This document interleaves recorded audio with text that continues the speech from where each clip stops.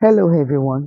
Now, away from the social media saga that has been trending, let's talk about real life issues and what's affecting our kids and what we should allow our kids to have access to and what they shouldn't. I am going to be attaching a video of a crime that was committed, a ritual that was committed in Ghana, that it happened in Ghana, and true crimes posted it rather. Now, the question is, do you believe in rituals? Does it work?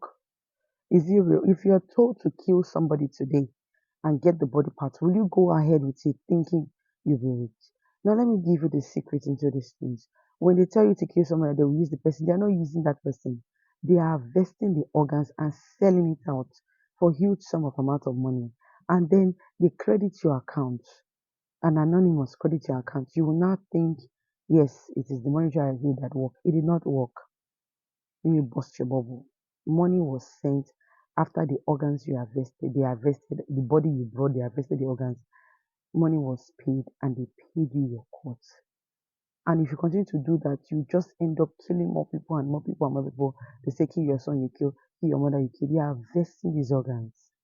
And at a particular given time, they can say, okay, we want the organ of an elderly woman that's about, say, 45, 50, thereabout. And then you enter this court and they ask you, how old is your mother? Blah, blah, blah. You give them details. It fits properly into the description of what their clients need. And then while you kill this person for money, and then, yes, they say you have made money, but not knowing that you are actually trafficking these organs. You're helping, you're aiding more people's death all in the name of rituals. Rituals not their work. The Bible says, seek ye first the kingdom of God, and every other thing shall be added unto you. So this one in particular happened to teenagers, 16 and 18-year-old teenagers coming together to kill a 10-year-old because they want to make money. First, where did they see the news? They saw it on TV. Why is that kind of a news on TV? Okay, why are these people so eager to make money? Bad parenting. Or they were trained, they refused to listen, to take advice. Now a soul is being lost for nothing because of their quest to make money. Now the ritualist was contacted, or the babala was contacted, or the herbalist rather, and then she said she didn't tell them to go kill somebody. She told them to go bring the dead person's home. Are they not both crimes? Told them to go bring 5,000 Ghana cedis because they want to make money. Let me tell you something. If an herbalist has the means to make money, he will not be living a low budget life or living so downcast the way you met him when you go to his shrine. He will first make every member of his family rich before he even thinks about you. If you have a means of making money, you first make yourself rich. Wakoko yono, you'll be bellyful very well before you want to call somebody to come and make money. Now, I don't want to talk too much on this video.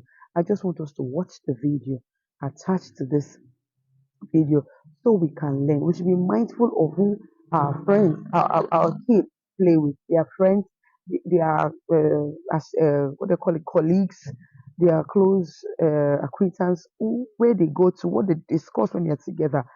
Throw questions, ask questions. You see a bit of truth to come. And I didn't say throw these questions by shouting at them. No, just ask them softly. So, what do you discuss when you're together? You'll be amazed at the dumbest things they discuss about. Then you call your child and say, this is how you should do it, this is how you should not do it. Like they deceived you with video game. Now, if when he was going to play that video game, if you had told somebody, said, no, I'm not interested, there are things that will not interest your kids when you raise them up rightly. Like I don't have a video game. You can't come and tell me that you want to go and play video games. I won't allow you to go. And you cannot leave my presence or leave my house when I'm not there. Or when I'm around you, you want to leave without telling me you're going to. These things are basics as parents.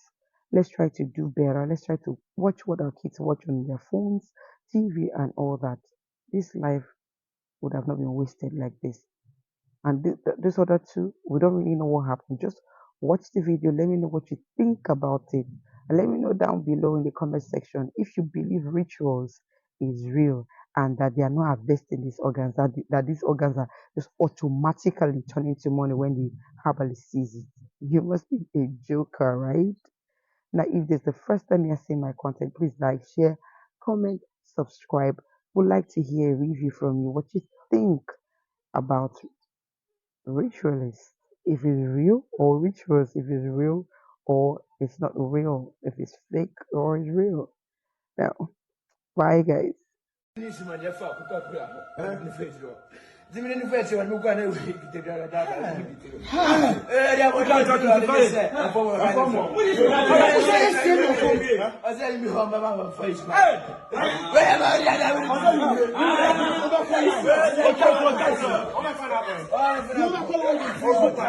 After these two teenagers killed a 10-year-old boy for the purpose of money rituals, the ghost of the boy began to haunt them. But that is just part of the entire story.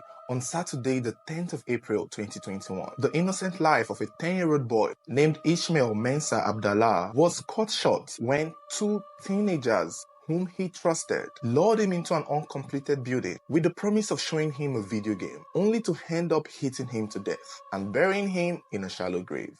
This happened in Kassaw, Ghana, and the two teenagers whose names were Felix Nyako and Nicholas Kinney, 16 and 18-year-old respectively, were known to be good friends, even though it was said that family members of Nicholas had warned the two of them from being friends and had tried to stop them many times from hanging out because the two of them together always got in trouble. But what do they say? Birds of same feathers flock together, and nothing could stop the friendship between Felix and Nicholas. They continued being friends and continued getting in trouble together. However, the 3rd of April 2021 would be the last time that they will both get in trouble together, or maybe not, or hopefully so, because that was the day they decided to take their mischievousness to another level. Before they decided to kill Ishmael, these two young boys had been looking for ways to make money. And even though many people will blame this means, it turned out that they had seen an advertisement on television where a voodoo witch was advertising her spiritual prowess on how to make people get wealthy quick. I don't know why they will put this thing on TV, but I guess the television business is all about making money through advertisement. So when a native doctor or a voodoo doctor is advertising their services on national television with their phone numbers and needs, of course, people would reach out. And two of those people who reached out were Nicholas and Felix. When they both came in contact with the voodoo priestess and requested to be made rich, the witch doctor made some demands from them. She requested human parts of a virgin. It's not clear whether it's a boy or a girl, but I would assume it's a girl. And she also requested 5,000 Ghana cedis. Obviously, the 5,000 Ghana cedis seemed like something that would have been difficult for the boys to get. Although a lot of articles claim that the 5,000 Ghana cedis would have been the most difficult for the boys to get, I still do not understand how it wouldn't have been easier for them, because how easy would it have been for them to get a virgin human part? So that part kind of puzzled me, honestly, when I read it. So the boys decided at first to chase the 5,000 Ghana cedis since they thought that would be the difficult one for them to get.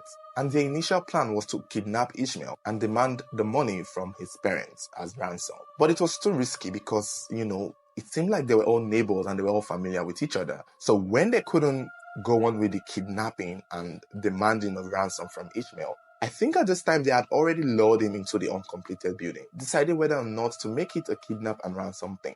And when they realized it would have been difficult for them to demand the money from his parents without their cover blowing up, they decided to use Ishmael as the human part, maybe the virgin human parts. It was also said that while they were doing this with Ishmael, they were also in contact with the voodoo priestess. So I'm sure maybe the priestess may have compromised to maybe accepting a virgin boy since he was a 10-year-old boy. So upon realizing that that was what Ishmael was going to be, they physically attacked him with blunt weapons until he was unconscious. Thinking he was dead, they buried him in a shallow grave. And burying him in a shallow grave was not part of the ritual process. They just kept him there because they were going to come back and maybe later in the night harvest or cut the parts that they needed, or maybe transport the body to the voodoo priestess. But it did not take long before they were caught, because